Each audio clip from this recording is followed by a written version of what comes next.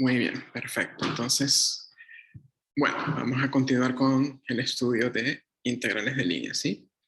El último que vimos fue la definición de integral de línea para, ¿cómo se llama? Para campos vectoriales, ¿sí? Habíamos hecho algunos ejemplos y en uno de esos ejemplos hicimos el cálculo de integral de línea sobre una misma curva, pero la curva recorrida en sentido contrario, ¿sí? Y vimos que eso generaba un cambio de signo en el cálculo de la integral. Después usamos otra reparametrización que conservaba el sentido de recorrido de la curva original y vimos en ese caso que las integrales coincidían, ¿sí? Entonces la conclusión era que si teníamos si teníamos una reparametrización alfa, rebobino.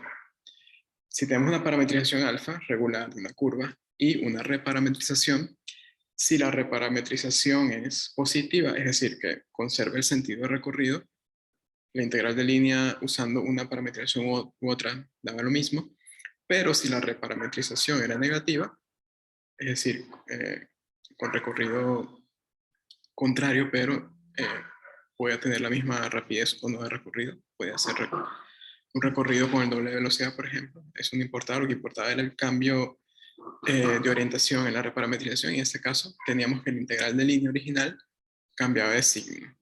Bien, entonces bueno, eso lo hicimos mediante ejemplos, pero en breve vamos a enunciar las propiedades generales de la integral de línea para campos vectoriales y en particular para esa propiedad que tiene que ver con reparametrizaciones positivas o negativas de una parametrización dada para una curva.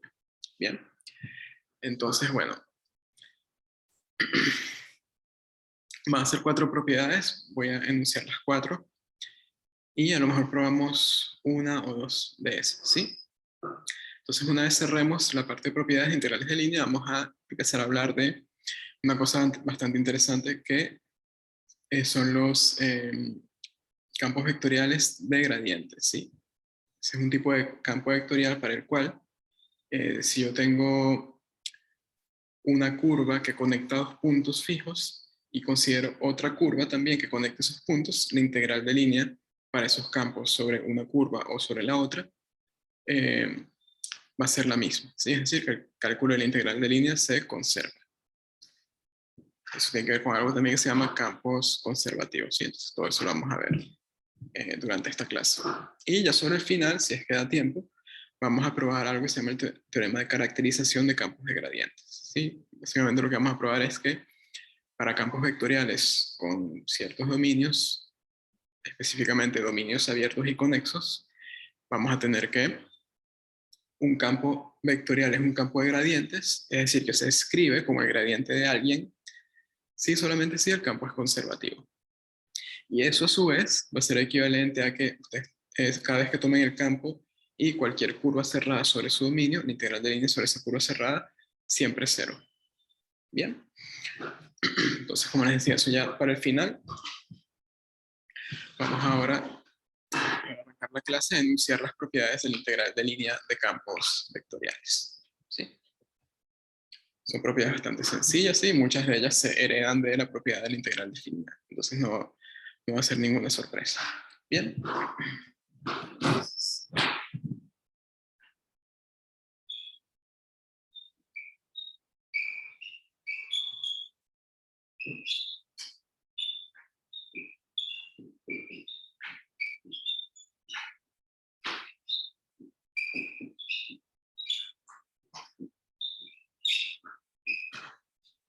Voy a indicar acá que es para campos vectoriales. ¿Ok?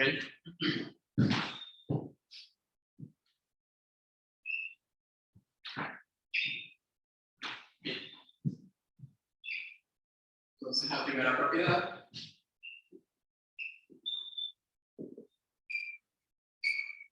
es la propiedad de linealidad. ¿Sí? Esta propiedad dice lo siguiente: si ustedes tienen dos campos vectoriales,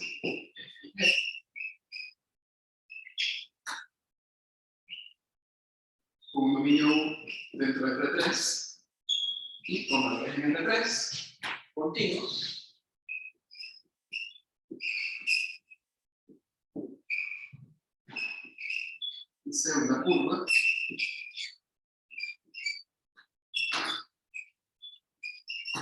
parametrización alfa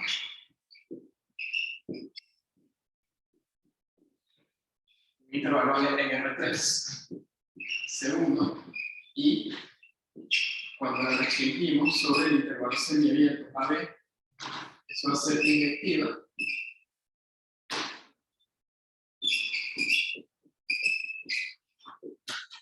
Sí. Entonces, es decir, acá lo que estamos pidiendo es, son las condiciones para que la integral de línea esté bien definida. Es decir, bueno, que esa integral de línea para campos vectoriales tenemos que asumir que el campo era continuo y que la parametrización de la curva sobre la cual integramos es C1 y que sea inyectiva cuando la restringimos acá. Porque recuerden que cuando hicimos toda la explicación, consideramos curvas que no tuviesen autointersecciones, ¿ok?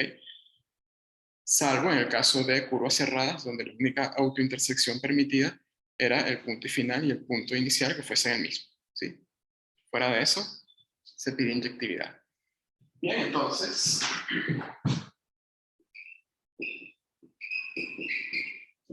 tenía lo siguiente, que si uno tomaba, calculando el bicho, la integral de línea, de cualquier combinación lineal de estos campos F y G. Eso era alfa por la integral sobre C de F. Alfa. Perdón. Hice una elección desafortunada de los escalares. Y para no confundir alfa escalar con alfa parametrización, voy a poner otra cosa. Voy a poner acá lambda y gamma. ¿Sí? Entonces, esto es lambda por la integral de línea de F más gamma por la integral de línea sobre C del campo G. Sí, esto vale para todo. Lambda y gamma escalares reales. Bien. Bueno, la primera propiedad, linealidad, muy sencilla, no la voy a mostrar. La demostración la pueden hacer ustedes como un ejercicio de redacción. Y bueno, la idea básicamente es escribir esto usando la definición. Eso les va a quedar una integral de Riemann sobre un intervalo. Eso saben que se puede separar por linealidad de esa integral que ya se estudió en el primer curso de cálculo de facultad. Y bueno, aplican la linealidad allí y luego devuelven por definición esas integrales para obtener justo lo que está acá. ¿Bien? Bien. La segunda propiedad tiene que ver con aditividad respecto a la curva sobre la cual uno integra. Que esa propiedad uno la aplica, por ejemplo, cuando tiene curvas parametrizadas a trozos. Bien. Entonces vamos a enunciar eso.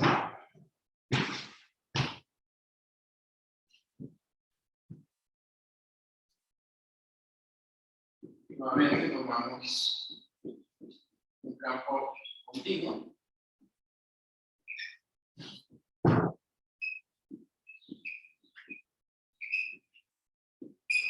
Y tomamos además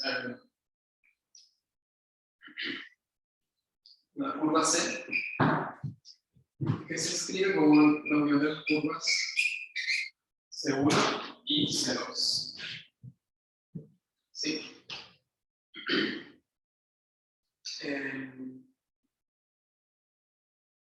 Entonces, si alfa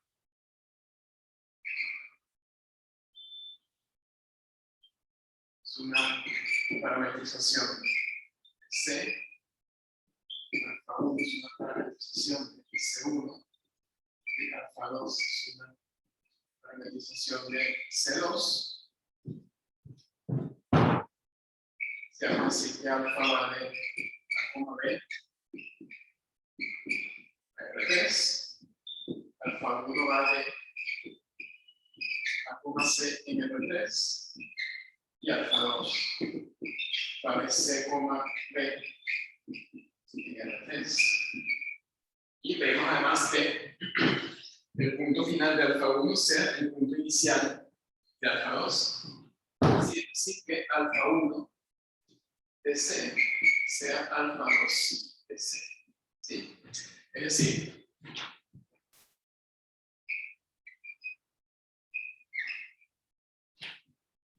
la curva C podría ser esta.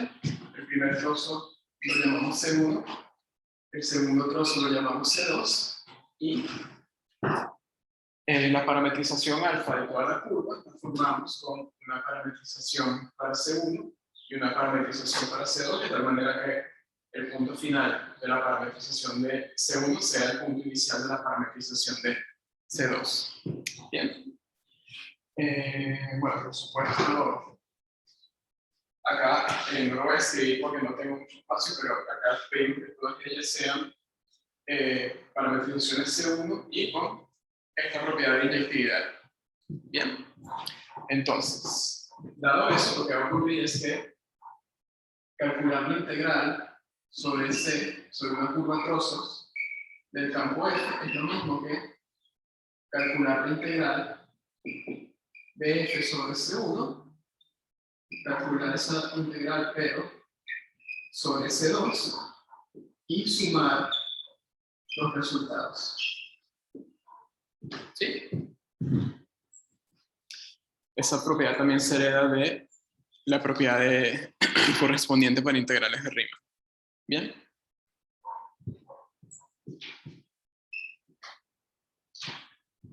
La tercera tiene que ver con lo siguiente.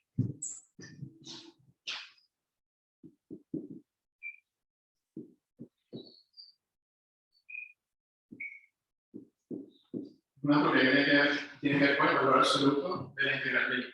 ¿Sí?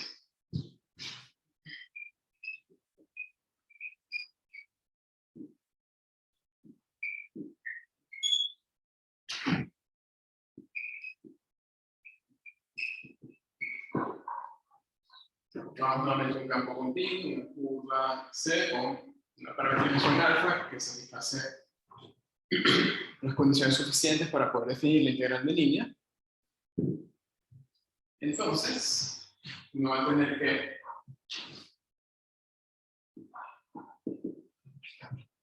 si uno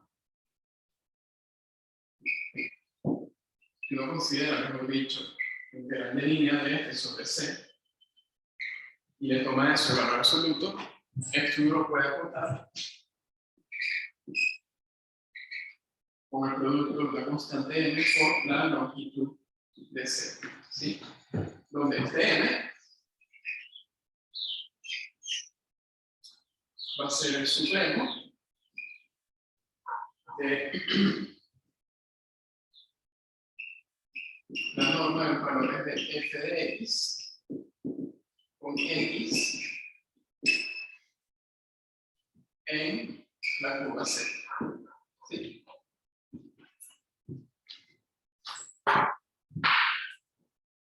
Tenemos una curva C que está contenida en U.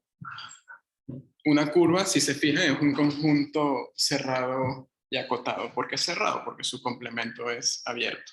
¿Sí? ¿Y por qué es acotado? Bueno, porque estamos considerando, recuerden que estas integrales se calculan sobre curvas con longitud finita, cuyo dominio es un intervalo cerrado y acotado. ¿Ok? Entonces, la curva va a ser acotada. Entonces, bueno, estas curvas con las que estamos trabajando en este tipo de integrales son subconjuntos compactos de R3. Bien. Entonces, ¿qué pasa si yo considero esta función? La función norma de f de x. Es una función continua definida sobre un conjunto compacto. ¿Sí? Entonces, ese supremo es un número real.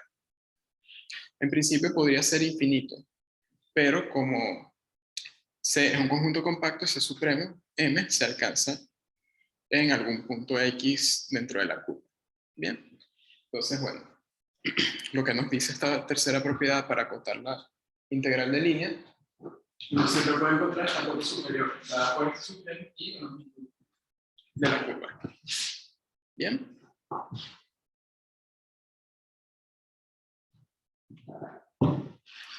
Perfecto, y finalmente, la propiedad que tiene que ver con distintas parametrizaciones de una curva C, ¿sí? Que la integral de línea no depende, sí depende de la parametrización que uno considere, ¿ok? Pero el mayor cambio que se va a producir es simplemente un cambio de signo, más de eso no. Entonces, propiedad 4, vamos a tener C con parametrización alfa de A3. Vamos a considerar la curva CO, que es la misma curva C, pero recorrido en sentido contrario. ¿Sí?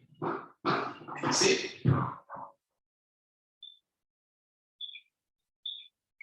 ¿cómo recorremos C con sentido contrario? Bueno, considera la parametrización alfa opuesta. Esa está definida sobre el intervalo menos B, menos A.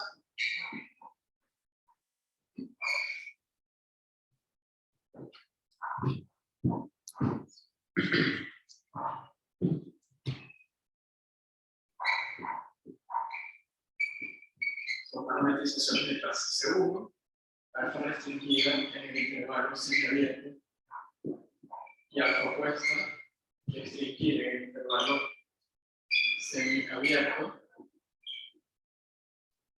Van a ser inyectivas. ¿Sí? Entonces, si tenemos todo eso, bueno, ahora esta primera propiedad.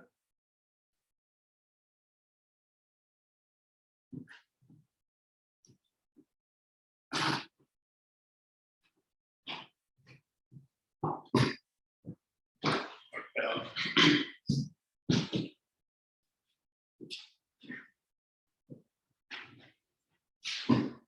Bien, cierto.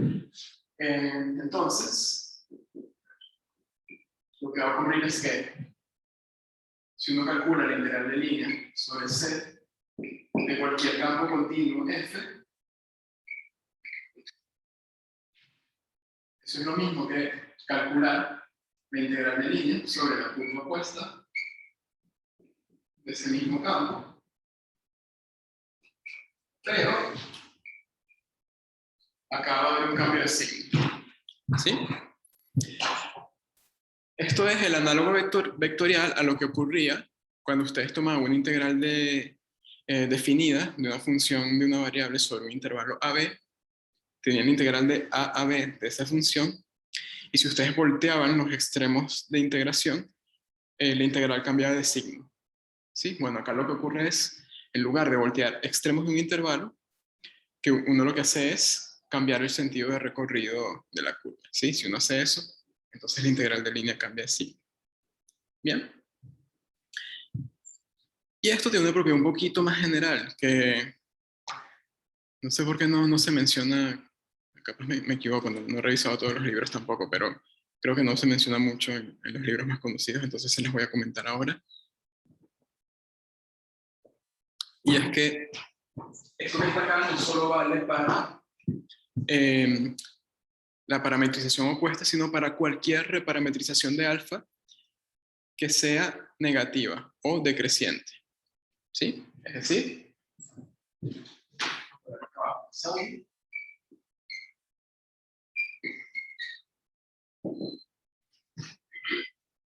ocurre lo siguiente: si uno tiene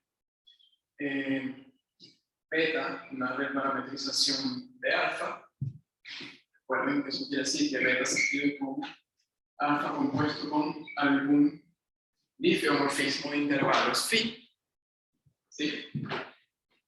Entonces vamos a tener que la integral sobre C de F, usando la parametrización alfa, es igual a la integral sobre C de F usando la parametrización beta si la parametrización es positiva, es decir, si la derivada del difeomorfismo siempre es positiva. Esa era la definición de reparametrización positiva o creciente. Y para reparametrizaciones negativas va a pasar casi que lo mismo, pero se produce un cambio de signo en el integral de línea. Sí. Es decir, vamos a ver esto. De alfa igual a menos C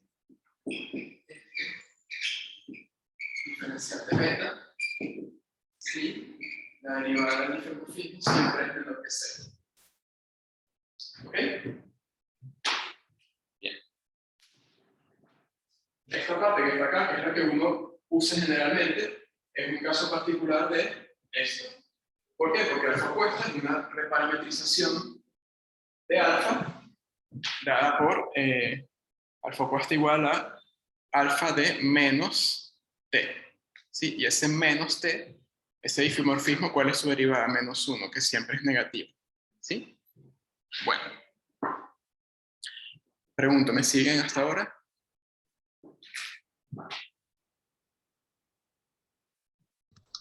Sí, sí, impecable. ¿Sí? ¿Todo bien?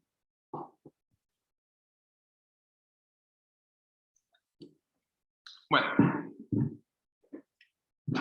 Yo les comentaba que todas estas propiedades se siguen de la integral de Riemann del primer curso de cálculo, ¿sí? Pero vamos a hacer al menos una demostración, ¿sí? Para tener una idea de cómo trabajar con este tipo de integral, que es un poquito más general.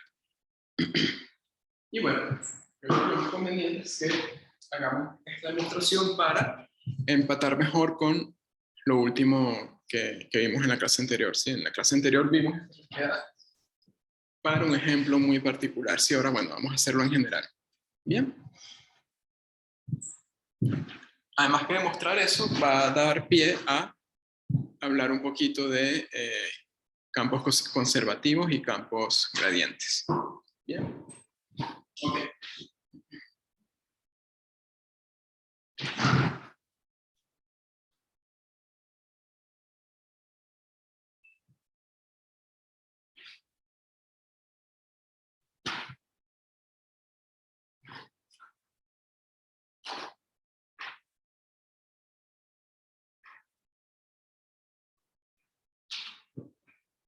Bueno, entonces vamos a hacer la demostración de 4.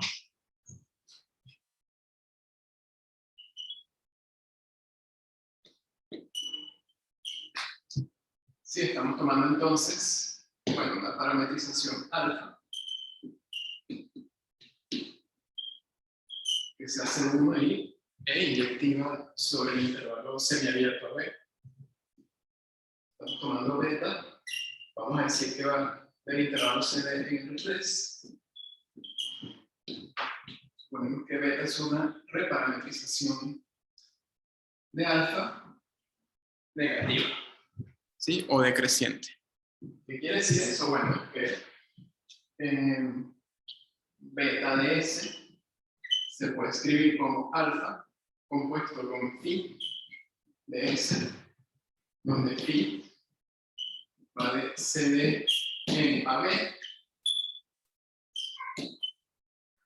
y como la reparametrización es negativa, pedimos que la derivada del difeomorfismo en S sea menor que 0 para todo S en el dominio del difeomorfismo.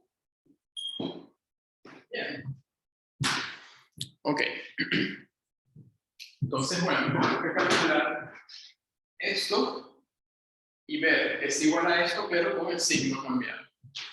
Entonces vamos a hacerlo. ¿Bien? Ok. Entonces, bueno, vamos a calcular esto de acá. ¿Sí? Vamos a calcular menos la integral sobre C de F diferencial de beta. Eso que, primero, usar la definición de integral de línea, ¿sí? Y así aprovechamos y recordamos cómo se definía. Recuerden que la integral que está acá era la integral de C a D del producto escalar de F compuesto con beta de S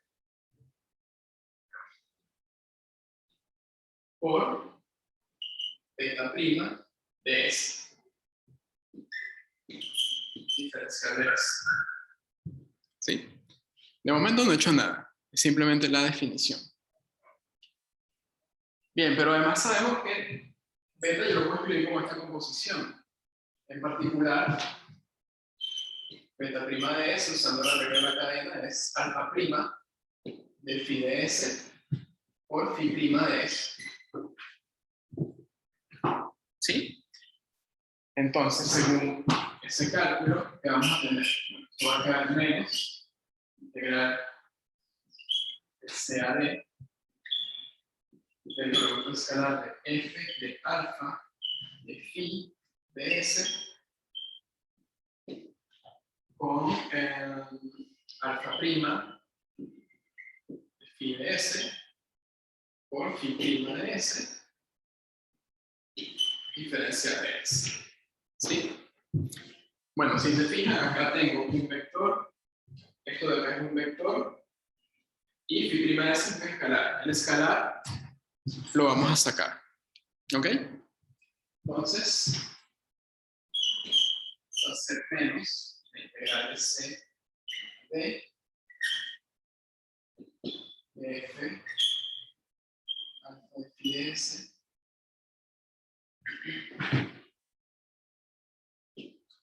con alfa prima de phi de S y prima de S diferencial de S. Y ahora lo que vamos a hacer es un cambio de variables. ¿Bien?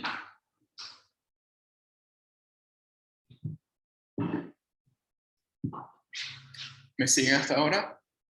Me avisan por el chat, ¿sí? Si no se entiende algo, yo voy a ir borrando acá.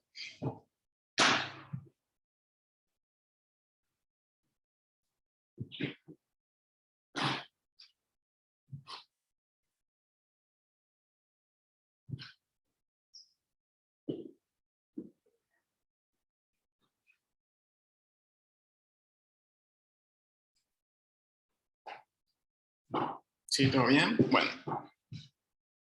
Entonces, como les decía, vamos a proponer ahora un cambio de variables para poder reescribir esa integral en función de la parametrización alfa. ¿Sí? Fíjense que esto, así como está, no sería la integral de línea usando alfa. ¿Por qué? Porque tenemos un phi de S molestando allí. Y además aparece la derivada de ese phi de S. Entonces, bueno, como yo sé que alfa depende de un parámetro t y ese t se escribe como phi de S, entonces, bueno, eso sugiere proponer un cambio de variable, ¿cierto? Cambio de variable de considerar sería t igual phi de S, por lo cual la diferencial de t sería phi prima de S diferencial de S. Pero además noten una cosa. Phi prima de S es negativo para todo S. Para todo S en el intervalo 0. ¿Sí? Eso solo implica que phi va a ser decreciente.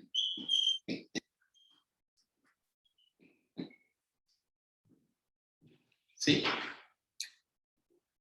Y como phi va a haber C de a B y es decreciente, entonces phi de C es igual a B y de D es igual a A. ¿Sí? Si tengo un difimorfismo de intervalos que es decreciente, entonces el punto inicial de este intervalo lo va a mandar en el punto final y el final de este lo va a mandar en el inicial de este. ¿Bien? ¿Por qué les digo todo eso? Bueno, porque hay que tener en cuenta también los extremos de integración, cómo cambian según el cambio de variables que uno propone. ¿Bien? Entonces, bueno, si llamamos este último paso asterisco, vamos a tener que esta última integral va a ser menos la integral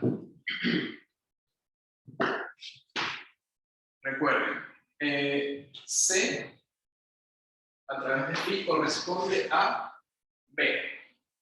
¿Sí? Entonces va a ser integral de phi de C igual B a la integral de phi de T igual a de F. Recuerden que phi de S me queda F de alfa de T. Y acá tenemos alfa prima de T. Y esto último, phi prima de S de S es el diferencial de T. ¿Sí? Entonces me queda menos la integral de B hasta A de F de alfa de T, alfa prima de T, diferencial de T. Ahora ya casi estamos. Como tengo este menos, yo puedo quitarlo, pero al quitarlo, invierto los extremos de integración. Entonces me quedaría la integral de A hasta B del producto escalar de F de alfa de T por alfa prima de T, diferencial de T. ¿Y eso qué es? Bueno, es justamente la integral de línea sobre C del campo vectorial F, pero usando la parametrización alfa. ¿Sí?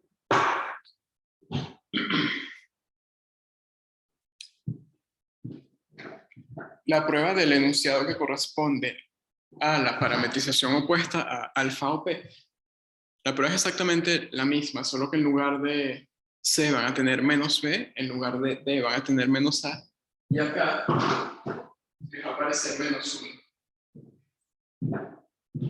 Eso es lo único, de resto es todo lo mismo, ¿sí? Entonces lo hicimos de manera más general.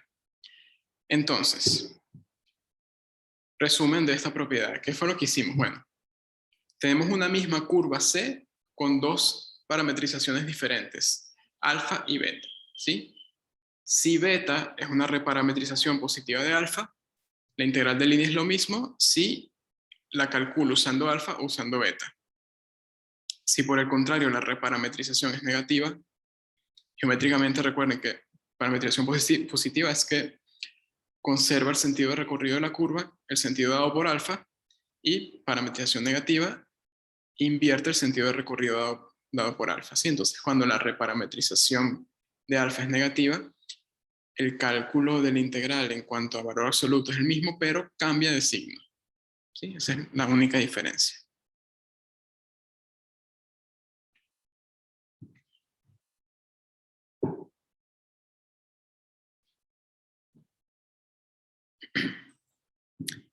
¿Se entendió?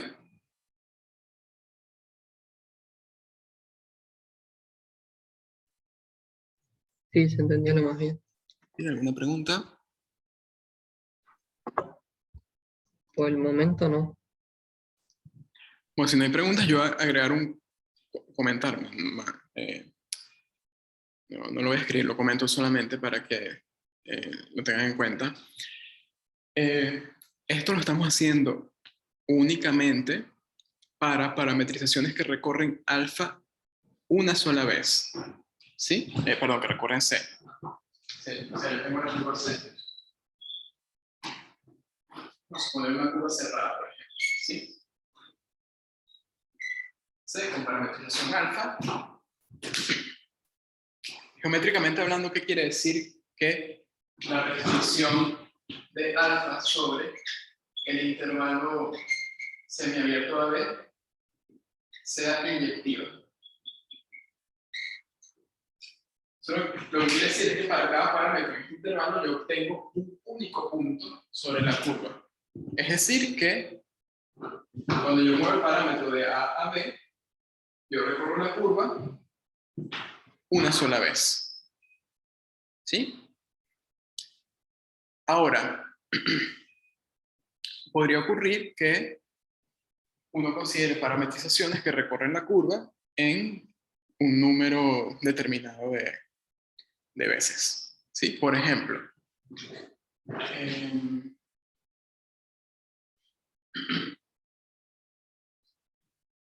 vamos a hacer el ejemplo acá al lado.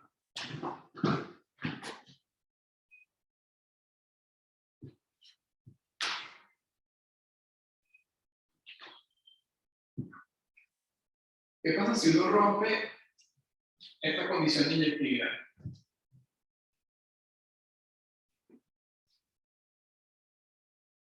En ciertos casos, eso nos permite contar el número de veces en el cual una parametrización recorre una curva cerrada, ¿sí?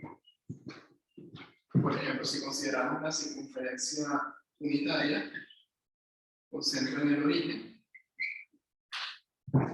sabemos que eso tiene una parametrización alfa de t igual a coseno de t, seno de t, con t entre 0 y 2pi. ¿Sí? Esa parametrización define lo que llamamos una curva cerrada simple, ¿sí? Es decir, que alfa restringida en el intervalo semiabierto 0,2pi, eso me da una función inyectiva. Es decir, que se recorre la circunferencia una sola vez.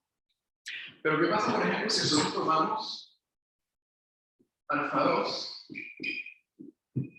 usando la misma fórmula,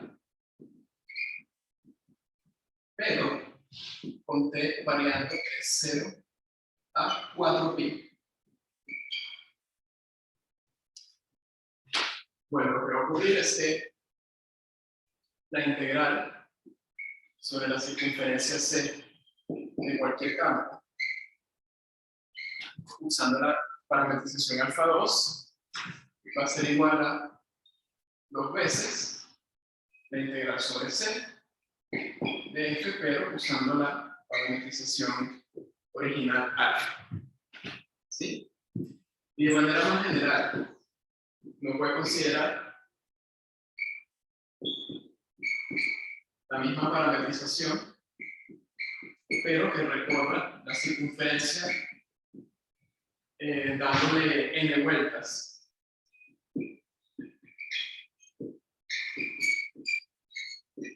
Sí, el intervalo de definición sería de 0 a 2pi por n. Y en este caso, la integral sobre C para cualquier campo continuo, usando esta parametrización que recorre la circunferencia n veces, la voy a llamar alfa n.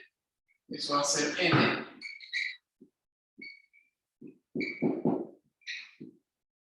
por la integral de línea usando la parametrización cerrada simple.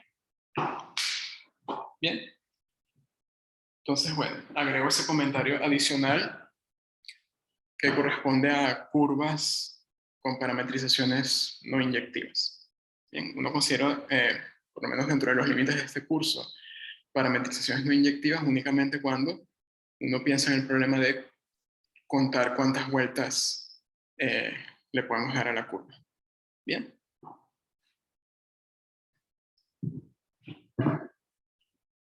Bueno, eso como complemento.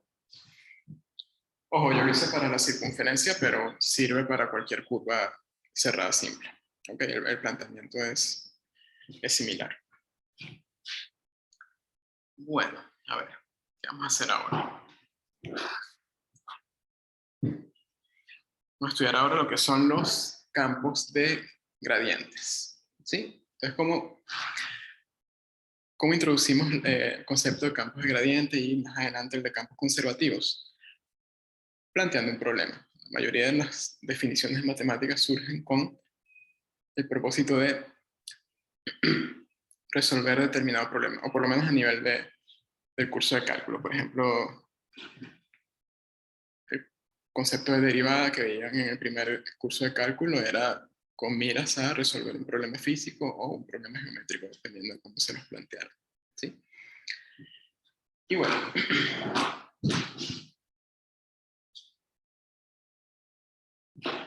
¿qué problema vamos a querer resolver ahora? Bien.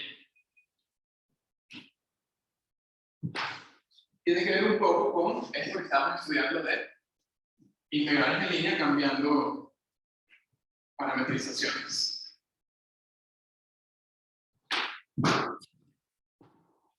Entonces vamos a suponer tenemos una curva C que conecta dos puntos X0 y X1. ¿Sí? Podemos dar varias parametrizaciones. Alfa, beta, alfa opuesta, etc. Lo que sabemos es que en general esta integral depende de alfa. Sí, depende de alfa por un tema de signos. ¿Bien? Pero en general, si yo me quedo únicamente con reparametrizaciones de alfa que preserven el sentido de recorrido de la curva C, entonces no importa cuál reparametrización positiva yo utilice, la integral de línea para dicha parametrización va a dar la misma integral de línea de alfa. ¿Sí? El cambio se da cuando recorro la curva en sentido opuesto, como acabamos de probar. Bien. Entonces, para reparametrizaciones positivas, esto no cambia. Ahora, vamos a tratar de generalizar un poquito más ese problema. ¿Qué pasa si yo sigo dejando fijos los puntos X0 y X1, pero ahora cambio la curva? Sí, vamos a suponer ahora que tenemos otra curva. Vamos a suponer por el mismo sentido de recorrido, vamos a llamarla C'. Entonces, ¿será que la integral de línea sobre C es la misma integral de línea sobre C'? En general, no va a ser así, ¿ok? Entonces la pregunta es, ¿para qué tipo de campos vectoriales eso ocurre? ¿Sí? Entonces el problema es el siguiente.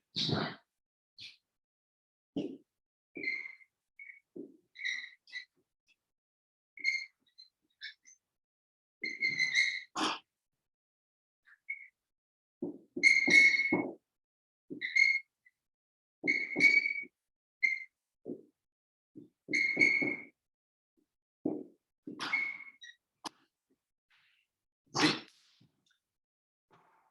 Para cualquier par de curvas que conecten dos puntos X0 y X1, ¿cuándo ocurre que las integrales sean coincidentes? Bueno, eso se tiene para un tipo particular de campo vectorial que se denomina campos conservativos. ¿Sí? Y lo que vamos a hacer en el resto de la clase es tratar de caracterizar esos campos. Los campos para los cuales esto ocurre van a ser únicamente aquellos que se pueden escribir como el gradiente de alguien. ¿Ok? Entonces, bueno, vamos a empezar por esta última definición, que es lo que se conoce como campos de gradientes. Vamos a estudiar propiedades de ese tipo de campos. Hay propiedades muy bonitas, por ejemplo, cuestiones que tienen que ver con generalizaciones del teorema fundamental del cálculo para integrales de línea. ¿Sí? So, vamos a verlo. Y luego retomamos el tema de los campos conservativos tratando de atacar ese problema que está allí. Bien. Entonces, bueno, vamos con una definición nueva.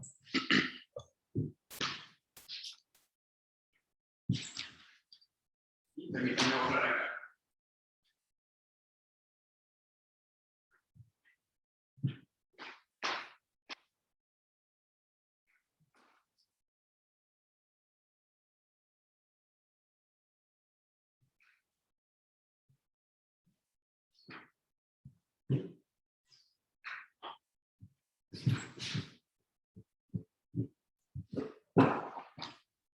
Ok, como les decía, definición.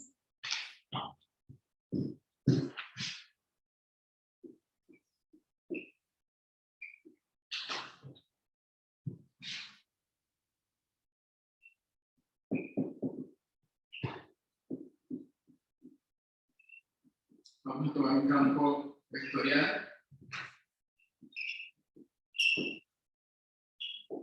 ¿Sí? Vamos a decir que ese campo es de gradientes.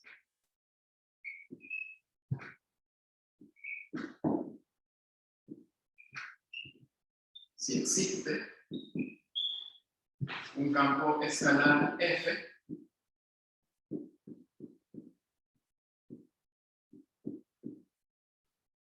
tal que el campo vectorial F grande se escribe como el gradiente de F pequeña. ¿Sí? Es decir, recuerda, F grande es un campo vectorial de un subconjunto de R3 en R3. Tiene tres componentes: F1, F2, F3. ¿Sí?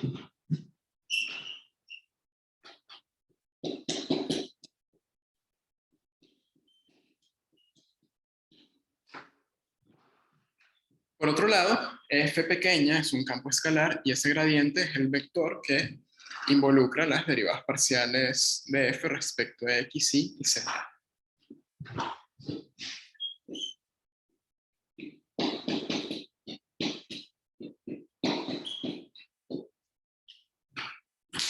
Entonces, cuando yo tengo un campo vectorial que es un campo de gradientes, bueno, si hacemos la igualdad entre vectores, vamos a tener un sistema que me dice que F1 es igual a la derivada parcial de F respecto a X, F2 la derivada parcial de F respecto a Y, y F3 es la derivada parcial de F respecto a Z. ¿Sí? Estos señores que están acá, ya los tengo dados, ¿sí? Supongan que me dan un campo vectorial definido, cualquiera, un ejemplo particular de F grande, y me piden hallar quién es el F pequeño tal que esto ocurre. Bueno, para hacer eso,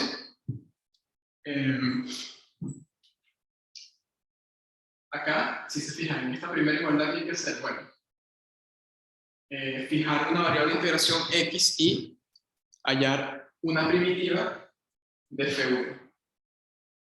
Y lo mismo hay que hacer acá para F2 y para F3, cambiando las variables de integración. Y además hay que preocuparse con que la solución en cada caso, la solución F, sea la misma para las tres igualdades, para los tres cálculos de primitivas, ¿sí? Hacer eso no es sencillo, de hecho no siempre se puede hacer, ¿ok? Se puede hacer únicamente para los campos que se conocen como campos de gradientes, y son aquellos, eso lo vamos a caracterizar más adelante, los campos de gradientes van a ser solamente aquellos que siempre cumplen esa igualdad que está allí, ¿sí? En esa demostración se puede demostrar eso, se puede ver, mejor dicho, de manera un poco general, cómo se resuelve este tipo de cosas. ¿Sí? ¿Quién es el F que uno propondría como solución a ese sistema? Bien, pero les digo, en general, hacer eso no es sencillo y tampoco lo vamos a hacer dentro del curso, ¿ok? O sea, no se preocupen. No vamos a hacer ese tipo de integración simultánea en tres variables. No. Las propiedades que nos van a interesar de los campos de gradientes van a ser otras y son propiedades que uno usa con miras a hacer cálculos más sencillos de integrales de línea. ¿Ok? Bien. Vamos a presentar ahora unos ejemplos de campos de gradientes. Que si bien encontrar campos vectoriales para los cuales esto ocurra, por todo lo que les conté, parecería una tarea complicada, son campos que aparecen más de lo que uno cree, ¿sí? No son tan raros como uno podría pensar al principio. Y bueno, para convencernos un poco de esto, vamos a hacer un par de ejemplos. ¿Sí? Un ejemplo normalito, sencillo de construir el campo escalar F. Y otro ejemplo que tiene que ver más con cuestiones de física, que por cierto se me olvidaba algo. Este señor, el F pequeño, es lo que se denomina como potencial escalar.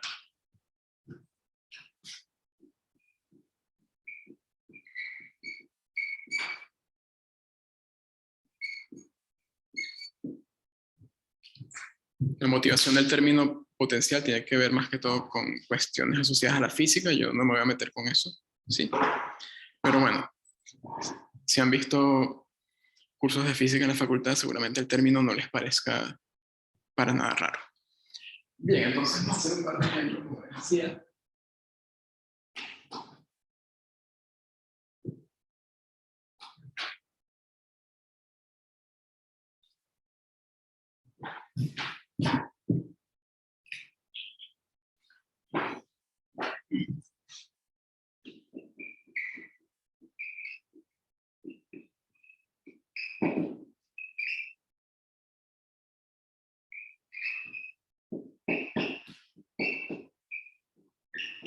Vamos a considerar el campo vectorial que me invierte las variables x e y. ¿Sí?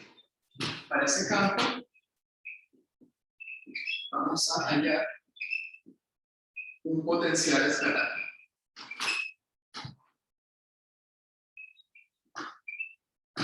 ¿Sí?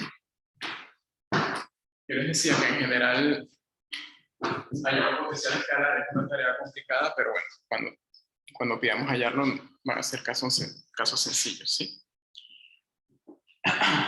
Ok, bien, entonces, ¿qué queremos? Queremos un campo F de dos variables, tal que la derivada parcial respecto a x me dé la primera componente del campo vectorial F grande, es decir, y queremos además que la derivada parcial respecto a y nos dé x. ¿A quién se le ocurre un campo escalar, un número real que dependa de x e y, que cumpla con estas dos cosas a la vez? Vamos a ver, piénsenlo un poquito. X por Y más K no te sirve. Cada una constante, ¿sí? Sí, sí. Sí, X por Y más K.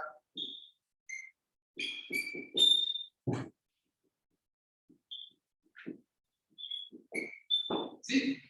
¿Por qué te sirve? Bueno, si uno deriva parcialmente esto respecto a X, me da Y, y si lo derivamos respecto a Y, me da X. ¿Ok? Entonces, ese es un ejemplo de potencial escalar. Como la constante K es arbitraria, bueno, el potencial escalar no tiene por qué ser único. ¿Sí? De hecho, una cosa que vamos a probar más adelante es que si el dominio U es un dominio conexo, si yo tengo dos funciones f y g que son potenciales escalares del campo vectorial F grande, esos campos difieren únicamente por una constante. ¿Sí? Es una cosa, una propiedad un poquito más general que ya vamos a demostrar en un rato. Bueno, vamos a hacer un ejemplo un poco más interesante que este. Y tiene que ver con la ley de gravitación universal de Newton.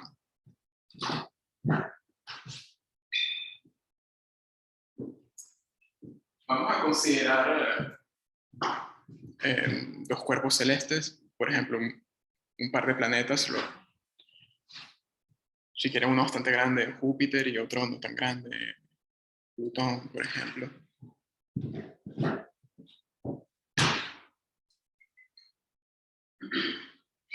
Vamos a suponer que Júpiter tiene masa m. En Júpiter colocamos el origen de nuestro sistema de coordenadas. Y por acá tenemos el otro planeta, Plutón, cuya masa es m pequeña. ¿Sí? Pongo m minúscula a propósito, porque la masa de Plutón es mucho más pequeña que la de Júpiter. ¿Bien? Entonces, a Júpiter lo estamos ubicando en el punto 000, ahí estamos colocando el origen de, ¿cómo se llama?, del sistema de coordenadas. Y vamos a suponer que Plutón está en un punto con coordenadas x, y z. ¿Sí? Bien.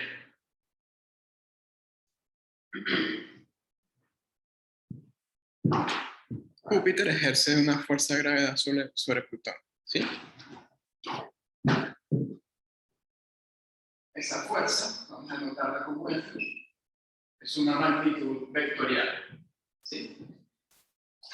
Y al ser Júpiter mucho más grande, bueno, la fuerza va a apuntar en este sentido. Lo que dice la ley de gravitación universal es que la magnitud de esa fuerza, es decir, su norma, es directamente proporcional al producto de las masas de los planetas, ¿sí? E inversamente proporcional al cuadrado de sus distancias. En otras palabras,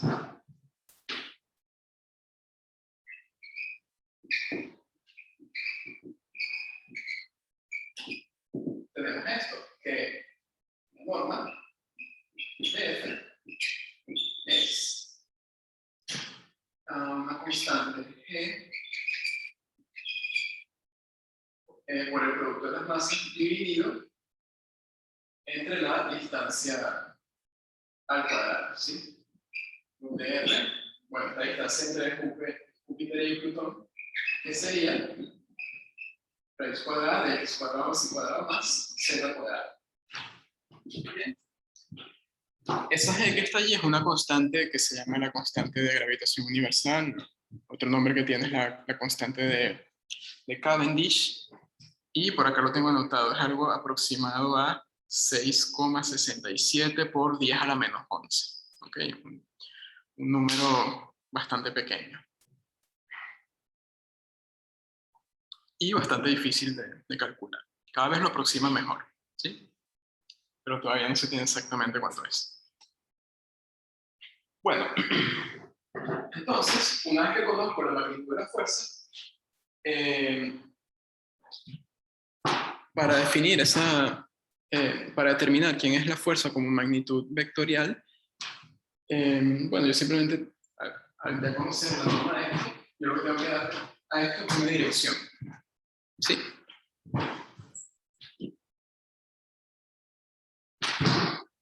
Y esa dirección, ¿cómo la podemos dar? Bueno, considerando el vector de posición de Plutón.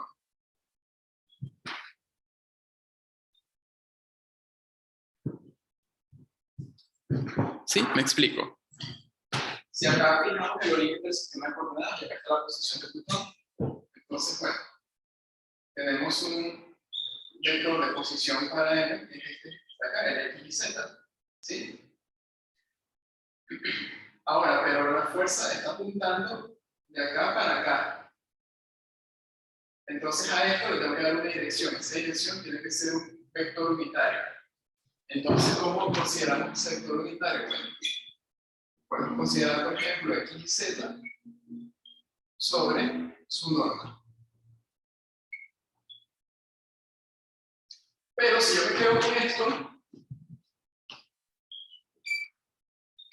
ese vector estaría apuntando hacia Plutón, pero queremos que sea un vector de dirección para la fuerza. Necesitamos que apunte en el otro sentido. Entonces, bueno, le colocamos un menos acá. ¿Sí? Entonces ahora para la fuerza tengo una dirección dada por ese vector unitario menos u y su magnitud, que es esto de acá.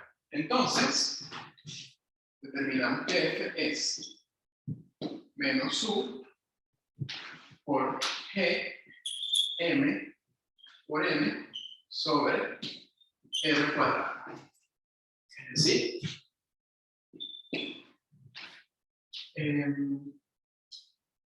menos GMX sobre R al cubo, coma, menos GMI sobre R al cubo, menos GMZ sobre R al cubo. Bueno, recuerden que R es la raíz cuadrada más y cuadrado más z cuadrado. Entonces R al cubo es x cuadrado más y cuadrado más z cuadrado a la 3 medios. Entonces, lo puedo escribir como mx sobre x cuadrado más y cuadrado más z cuadrado menos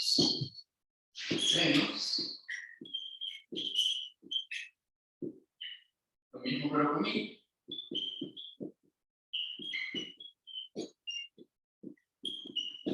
Y acá lo mismo, pero con Z.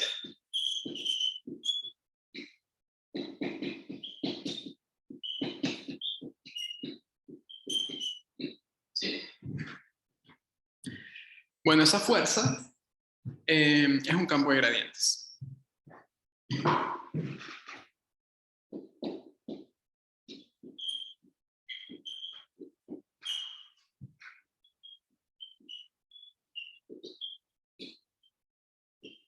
¿Sí?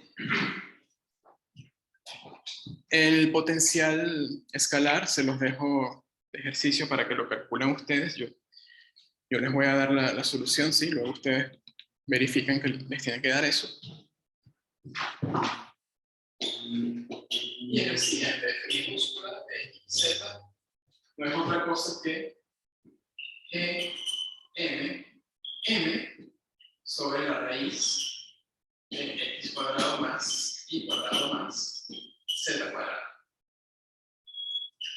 ¿Sí? Y esa función que está allí se conoce como potencial newtoniano.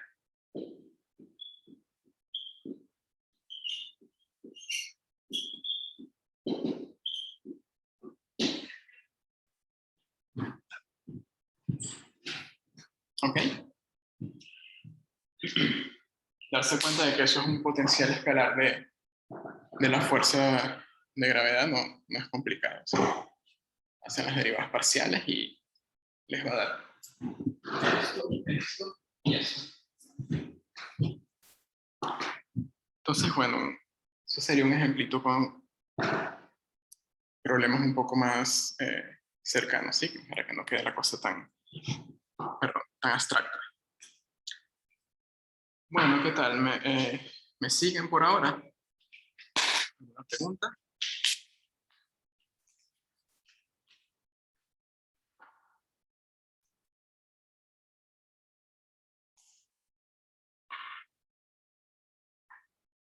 ¿Sí o no?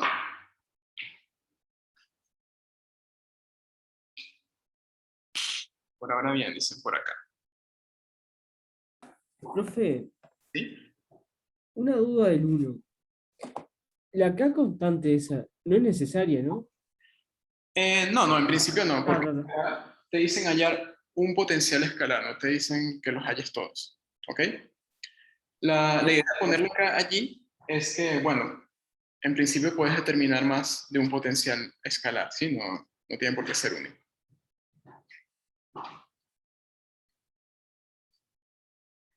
Bien. Bueno, ya definimos que era un campo de gradientes, vimos ejemplos.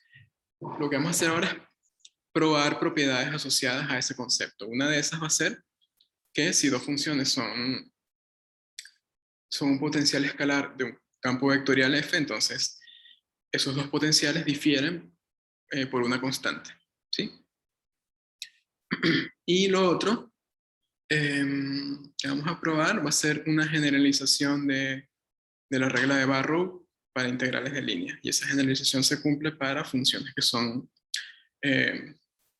campos de gradientes, ¿sí? Un potencial escalar de un campo vectorial lo pueden mirar como una especie de análogo de primitiva del campo vectorial, ¿sí? Esto va a cobrar un poco más de sentido cuando veamos esa generalización de la regla de Barrow, ¿ok? Bueno, vamos a ver qué tanto nos da tiempo de hacer en el resto de la clase. Yo quiero por lo menos, ya sobre el final, tener enunciado el teorema de caracterización de campos de gradientes, ¿sí? Y bueno, haríamos la demostración para la clase que viene, que va a ser el viernes, ¿sí? Recuerden que el lunes no se pudo dar por el feriado y no podemos permitirnos perder clases porque el cronograma está muy ajustado, ¿ok? Entonces el viernes, que ya yo lo avisé en el EVA, pero bueno, se los recuerdo y más tarde paso otro recordatorio por si acaso. Ya vengo a buscar un poquito de agua.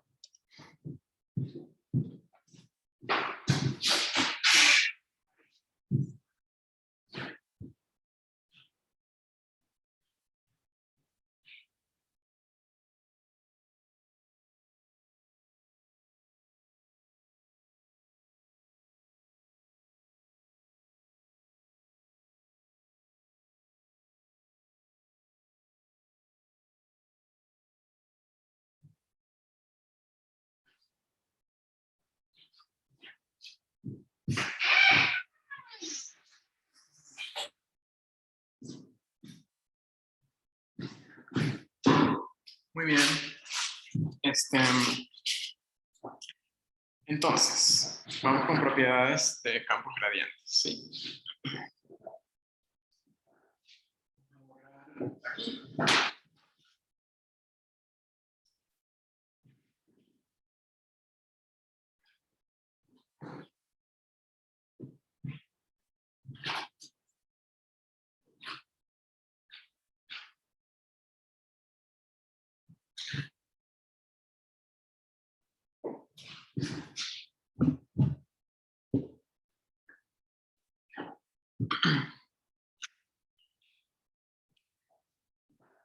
Bueno, para probar esto de que dos potenciales diferentes para un mismo campo vectorial difieren únicamente en una constante, eso ocurre cuando el dominio del campo vectorial F es abierto y conexo.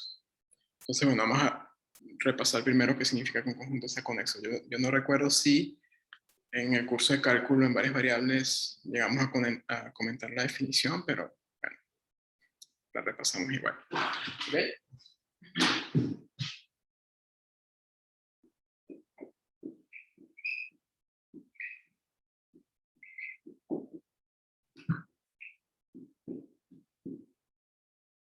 Estoy tomando un contenido en R3, pero vale para R2 también la definición, ¿ok?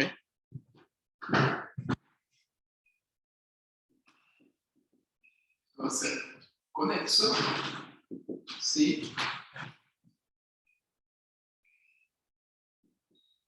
cualquiera puntos x0 y x1 en U, existe una curva alfa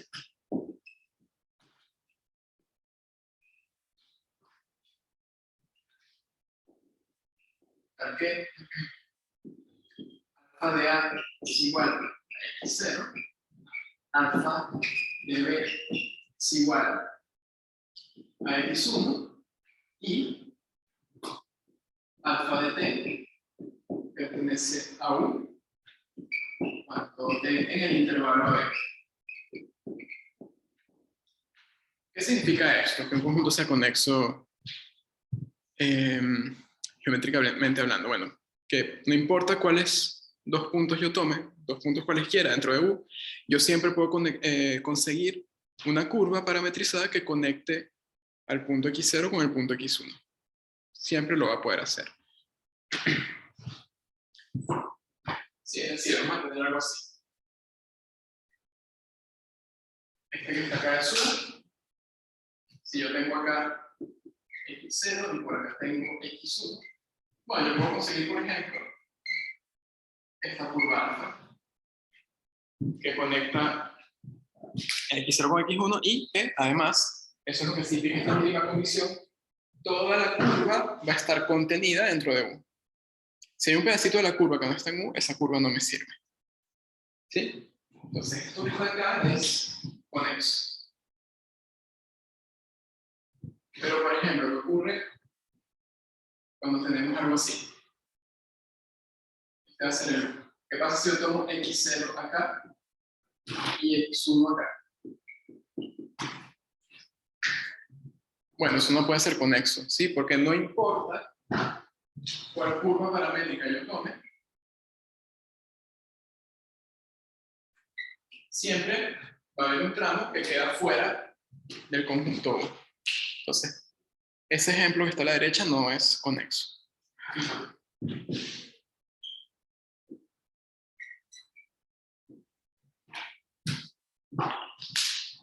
Sí, es importante que la curva que yo construya, que conecte x0 con x1, esté totalmente contenida en U.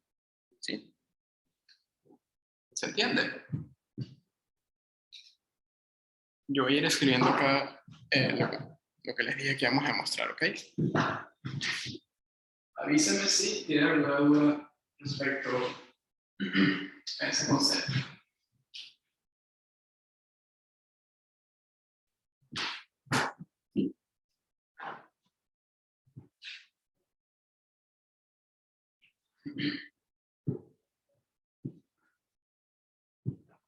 Por ejemplo, los discos o las bolas abiertas o cerradas son ejemplos de conjuntos conexos, ¿sí? Y cualquier deformación continua de esos conjuntos, ¿sí? Por deformación continua quiero decir que ustedes agarran el conjunto y lo estiran o lo contraigan, pero sin romperlo. Si lo rompen, bueno, ya les queda una parte por acá, otra parte por acá y no les queda algo conexo. ¿Bien? Ok, primer resultado importante de campos gradientes. Profesor, ¿Sí? ¿y los puntos pueden pertenecer a la frontera? Sí, podrían estar en la frontera. Ujú. ¿Sabe? Sí, por ejemplo, en un disco cerrado, sí, te puedes tomar siempre 2 puntos en la frontera también. Sí, cualquier punto que esté en U.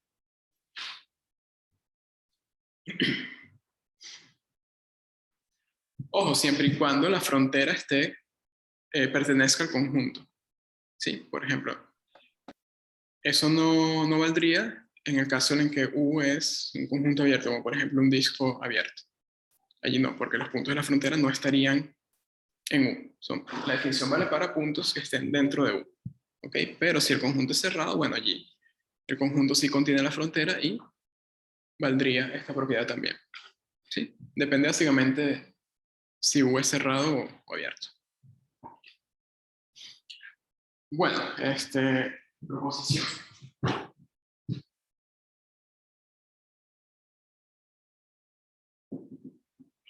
Vamos a tomar un campo escalar. R3 a R.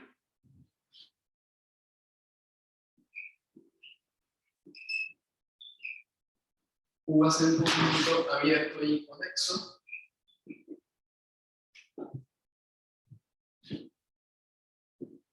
Si el gradiente de F es 0, entonces F es constante.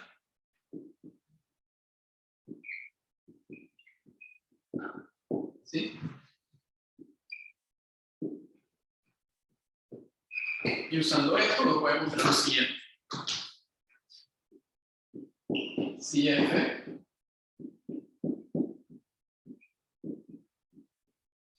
lo mismo con U abierto y conexo también es de gradientes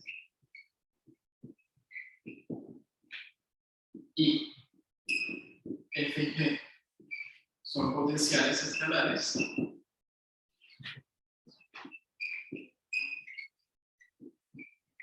Entonces,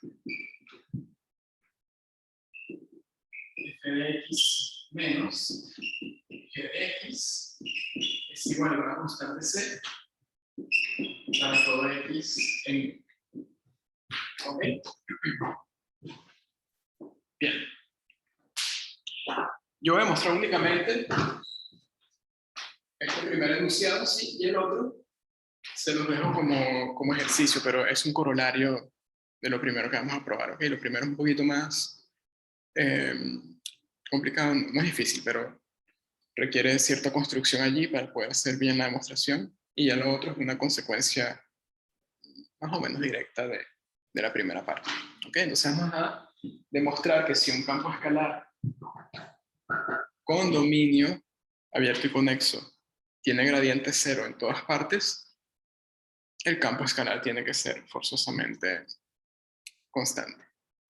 Es básicamente el análogo de este resultado del primer curso de cálculo que les decía que si la derivada de una función siempre era 0, la función tenía que ser constante, pero la función tenía que estar definida en un intervalo abierto o cerrado. Tómenlo abierto para no complicarnos tanto, ¿sí? ¿Por qué? ¿Qué pasaba cuando la función tenía derivada 0, pero en intervalos disjuntos dentro del dominio de la función? Bueno, que sobre uno de esos intervalos la función podía valer 1, por ejemplo, y sobre el otro intervalo podía valer 2, y bueno, eso no es una función constante porque tiene 2 valores diferentes en 2 partes diferentes del dominio, a pesar de que va a ser constante a trozos, ¿sí? Y el problema allí es que el dominio no era conexo, en cambio sí, tiene una función de variable real con valores reales, con derivada 0 en todo punto de un intervalo abierto, allí sí la función es constantemente igual a un número fijo sobre dicho intervalo. ¿Ok? El análogo vectorial es esto que tenemos acá. ¿Sí? Campo escalar con dominio conexo y gradiente 0 en todos lados, tiene que ser un campo escalar constante. ¿Sí? No hay otra opción. Bueno, entonces vamos a hacer esa demostración.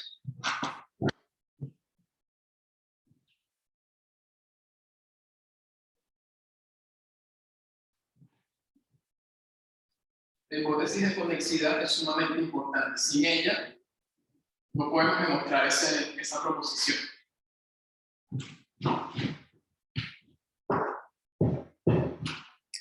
Yo voy a ver si cambio el borrador. Este borrador está tan viejo que cuando borro, en lugar de borrar, termina manchando más. Capaz por la pantalla no se ve bien, pero la pizarra creo que está muy oscura. Entonces, bueno, voy a traer uno nuevo. Ok, entonces, decía la expresión.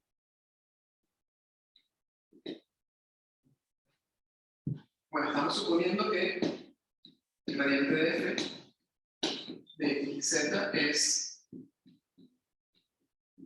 0 para todo x y z en U. ¿Sí? Entonces, vamos a fijar un punto cualquiera dentro de U. ¿Sí? Vamos a llamarlo, por ejemplo, x0, y0, z0. ¿Sí? Entonces, f va a ser constante si f de x y z es igual a f de x0 y 0 z0 para todo x y z en U. Repito, el campo escalar va a ser constante si vale lo mismo que en el punto fijo x0 y 0 z0, ¿sí? ¿Estamos de acuerdo con eso?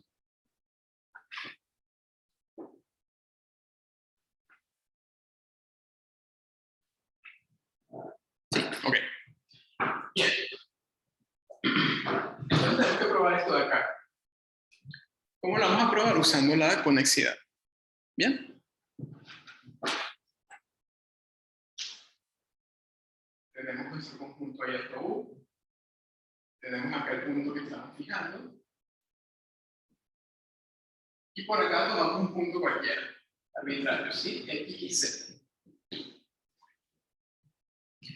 Bueno, ahora vamos a considerar una curva paramétrica alfa.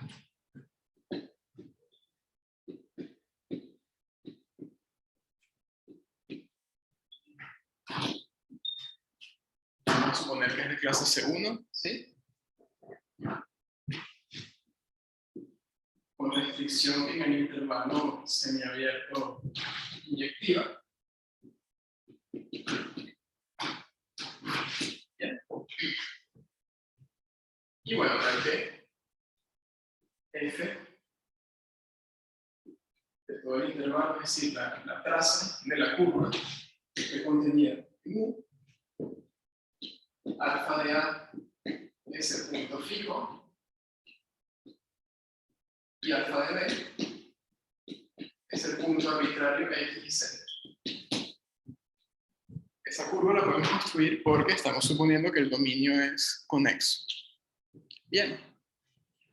Ok. ¿Qué hacemos con esa curva? Bueno, ahora vamos a considerar la composición del campo escalar con alfa. ¿Sí? Vamos a considerar alfa compuesto con f. Eso me va a dar una función de variable real con valores reales. ¿Sí? Va a ir del intervalo en n. ¿Por qué? Porque alfa va del intervalo en el dominio de f y f va de u en su dominio en n.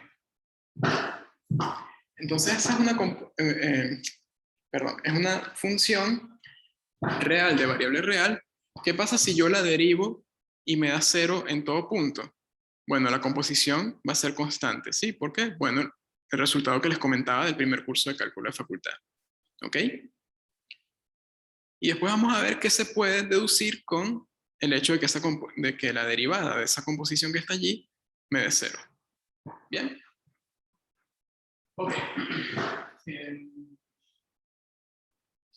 Bueno, entonces les decía, vamos a derivar esto.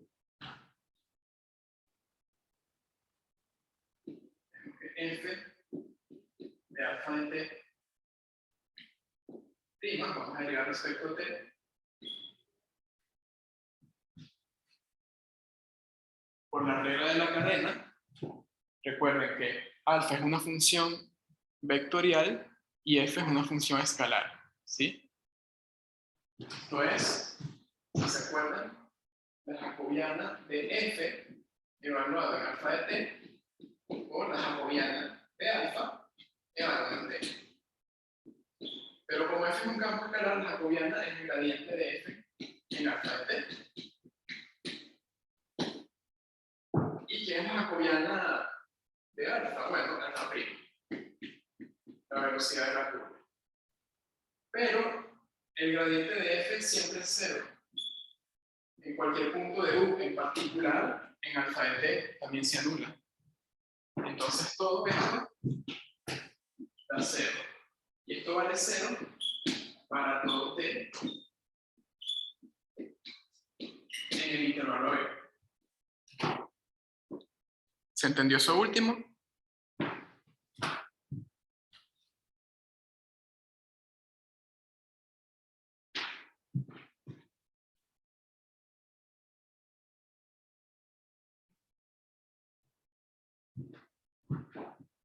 ¿Sí? Ok. Bueno, como esta derivada es 0, tenemos por...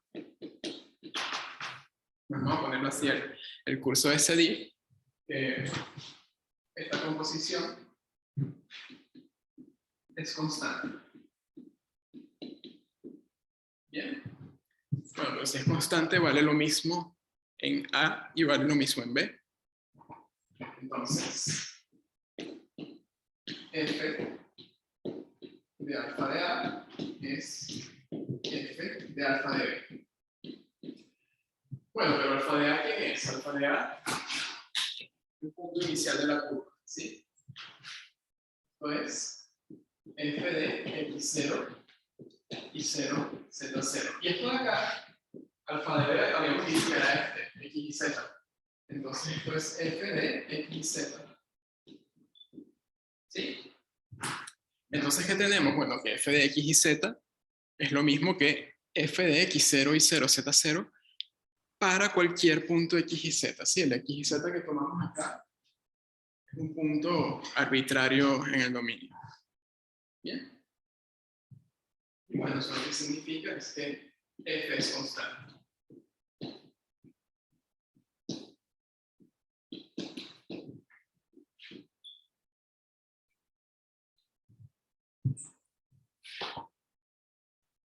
¿Sí? ¿Estamos de acuerdo? ¿Se entendió?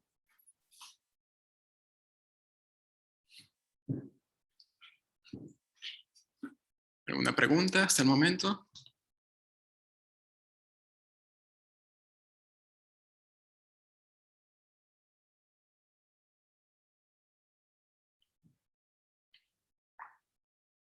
¿No? ¿Todo bien? Bueno.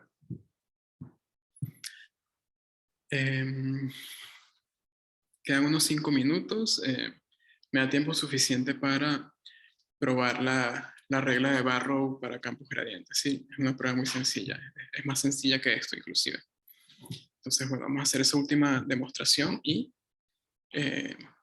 cerramos la clase de hoy. Ya para el viernes estudiamos campos conservativos y hacemos la caracterización de esta que dice que los campos conservativos son los mismos campos gradientes. ¿Sí? Bien. Entonces, bueno, borramos acá.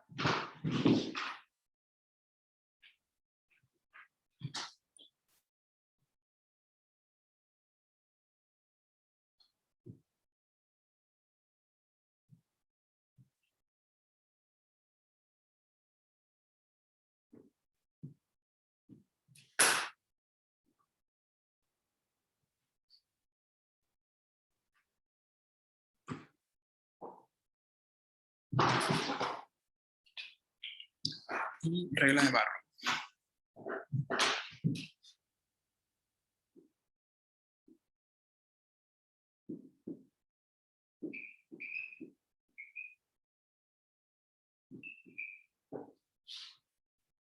Bien. Vamos a considerar entonces un campo vectorial.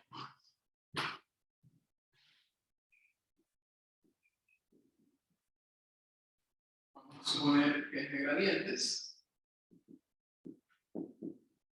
Es decir, que se puede escribir como el gradiente de algún potencial escalar. Vamos a poner también que es C1.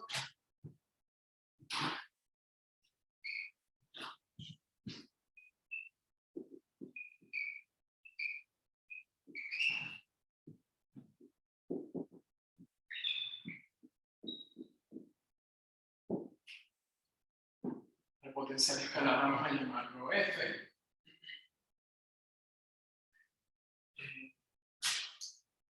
Se olvidó decirlo.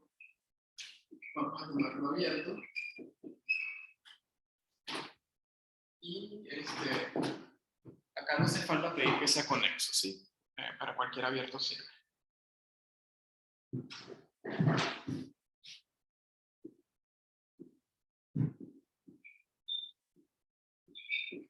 Vamos a tomar C, una curva.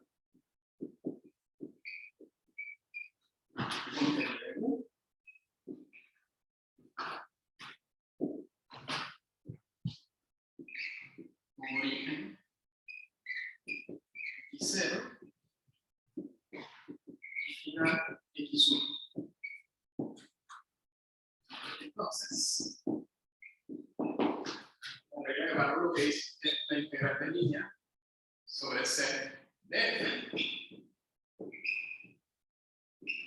donde alfa hace una parametrización para esta curva, va a ser F evaluado en X1 menos F evaluado en X0. ¿Sí? Es decir, va a ser la primitiva, en este sentido, en el sentido de ser un potencial escalar, la primitiva evaluada en el punto final de la curva menos la primitiva evaluada en el punto inicial. ¿Sí? Si te fijan, es como la regla de Barrow que uno estudiaba en el curso de cálculo diferencial integral en una variable. Muy parecido. Solo que en ese curso tenemos acá la función, la primitiva evaluada en el extremo superior del intervalo menos la primitiva evaluada en el extremo inferior. ¿Sí? De hecho, no es ninguna sorpresa que la demostración de esto es aplicar la regla de Barrow para la composición de F con la parametrización alfa. ¿Sí? Eso es lo que vamos a hacer ahorita rapidito y con eso terminamos la clase.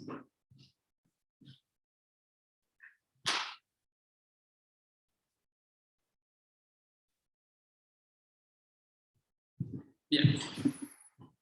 La demostración, como les había dicho, es bastante sencilla. ¿Sí?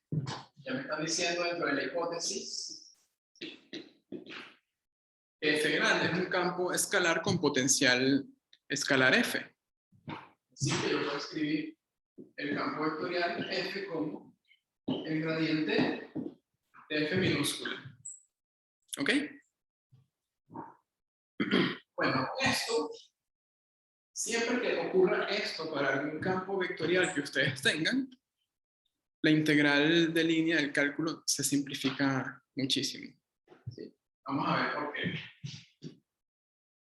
Bueno, vamos a tomar alfa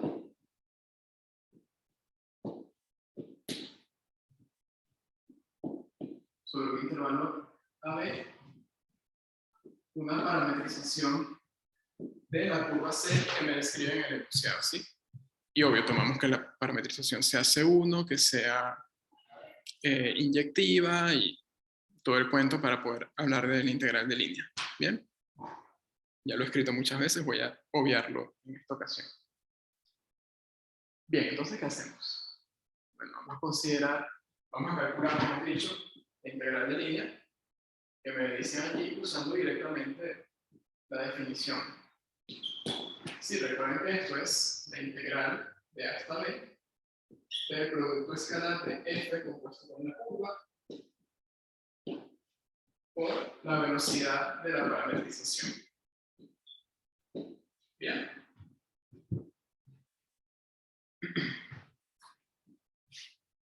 Ahora recuerden que este es un campo de gradientes. Entonces esto lo puedo escribir como el gradiente de f evaluado en alfa de t por alfa prima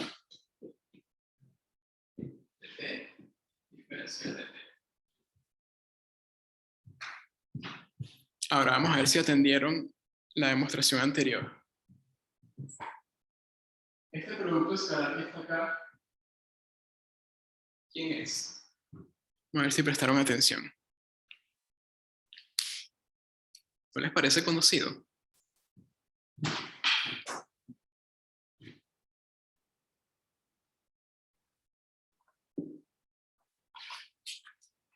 ¿Sí o no?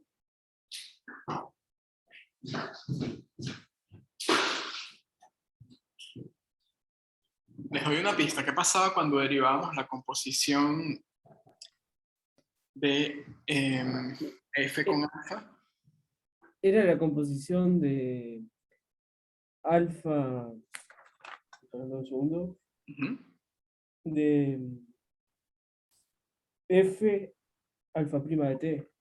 Exactamente. ¿Sí? Lo que pasa es que en esa ocasión no lo habíamos escrito así. Habíamos dicho era la jacobiana de f minúscula por la jacobiana de alfa.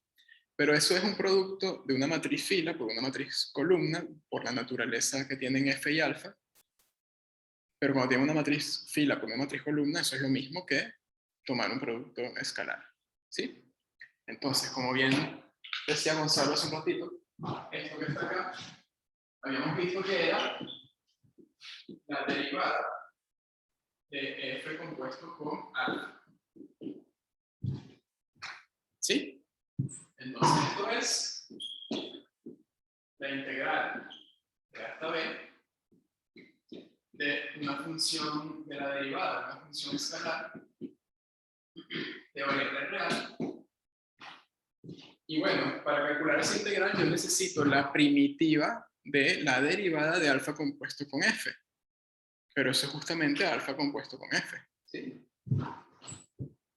Con la regla de Barrow de cálculo de una variable,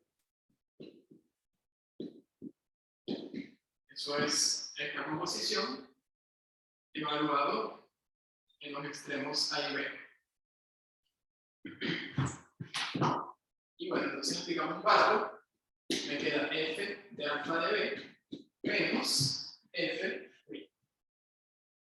de alfa de a. Pero recuerden que alfa es la parametrización que conecta a x0 con x1. Acá no lo escribí, pero voy a poner alfa de a x0 y alfa de b x1. ¿Sí? Entonces acá me queda f de x1 menos f de x0. Y eso era justamente lo que queríamos demostrar. Bien. Y bueno, entonces la regla de Barrow también tiene una versión para campos de gradientes, que es justamente esto que está aquí.